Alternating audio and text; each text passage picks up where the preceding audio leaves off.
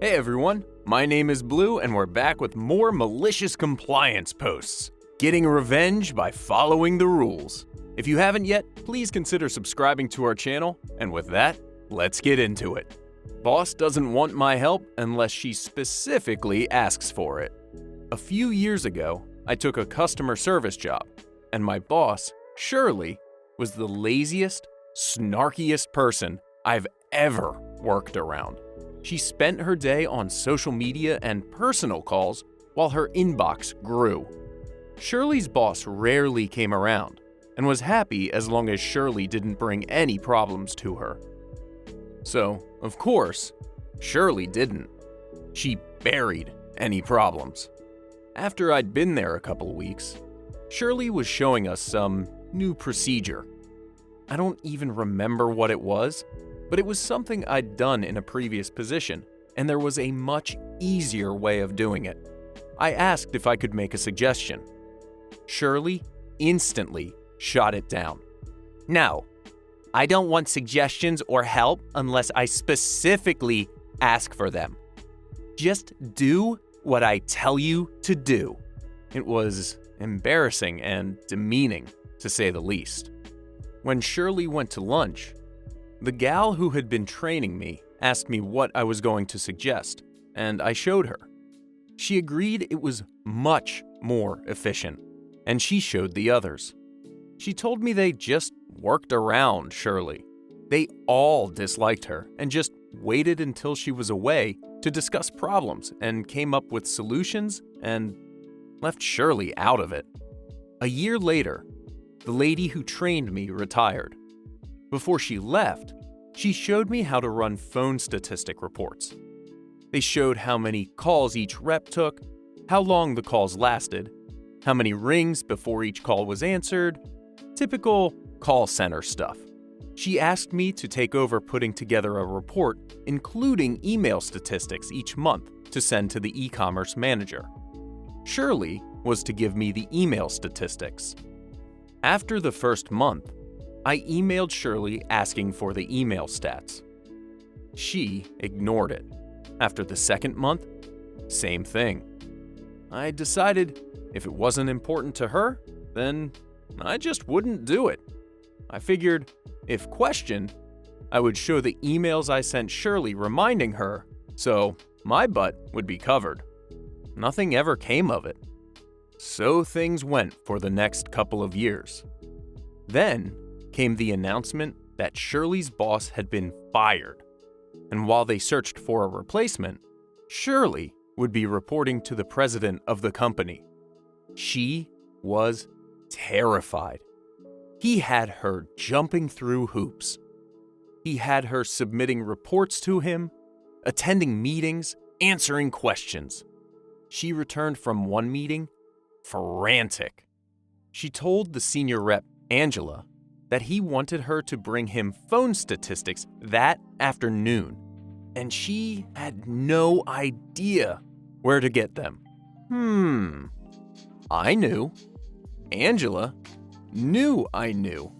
While Shirley sat at her desk trying to figure what to do, Angela came to me and said, "You aren't going to tell her, right?" I said, "Well, she once told me she didn't want my help unless she specifically asked for it, right?" "Well, she hasn't specifically asked me." We grinned at each other. Shirley went to her meeting empty-handed. She ended up getting fired a week or so later. I don't think it was because she didn't have the phone statistics, but that was probably one of many things that made it apparent that she didn't know what she was doing. So, you can't tell me that Shirley wasn't aware that she didn't know what she was doing. Was she just blissfully ignorant and thought she knew what she was doing?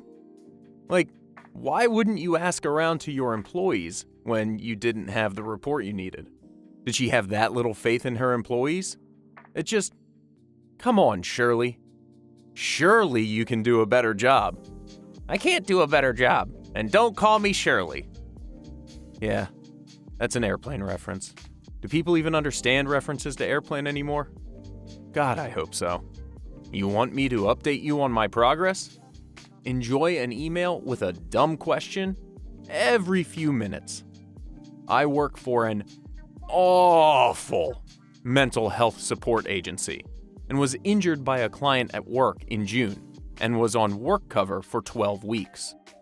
I recently tried to go back, but found my mental health really declined due to the toxic workplace and upper management not caring about anything other than money. Last week, I was on a Zoom meeting and juggling my 3-year-old at the same time, but trying my best. After said Zoom meeting, my manager's manager called my personal phone and gave me an informal warning because I wasn't smiling. She told me it would become a formal one if you can't present as an enthusiastic team member. Manager then promptly reassigned me to be directly under her, taking me away from my team and any contact with anyone other than her. Yesterday, I missed one call while in the bathroom, and she sent a long email about her role versus my role, etc., telling me basically what a pleb I am, and said my injury wasn't that bad, and people who have been assaulted more seriously have come back much faster because they bully us if we don't return. Now, she needs to know my progress and whereabouts every day, even though I'm currently on 10-hour contract on admin duties. Cue compliance. She is now receiving emails every 8 to 10 minutes about what I'm doing in my work, including if I'm taking a toilet break, what program I'm using, who I just spoke to, as well as questions like, I know your email said you'd like me to contact all staff, but I just need to clarify, you want everyone to receive it? Etc., etc. She stopped responding by 11 a.m. and would like to reassign me back to my original boss by next week. Edit. Thank you everyone for being so nice. And the awards. You're all so sweet. So much advice and kindness. So awesome. Thank you. That's an insane amount of micromanaging. Just because our poster didn't smile during a Zoom meeting? That doesn't make any sense whatsoever. I mean, it's a Zoom meeting. Those things are painful. No one smiles during a Zoom meeting, even if it's the happiest Zoom meeting you've ever been on. I think our poster's response was perfect. Boss wants to know every little move she makes? Might as well let the boss know every single move she makes. Well played. And that's all the time we have for those malicious compliance stories for today. Have you ever had a micromanaging boss breathe down your neck? Let us know in the comments down below. And if you're enjoying our channel, please consider subscribing. Thanks everybody, and catch you later.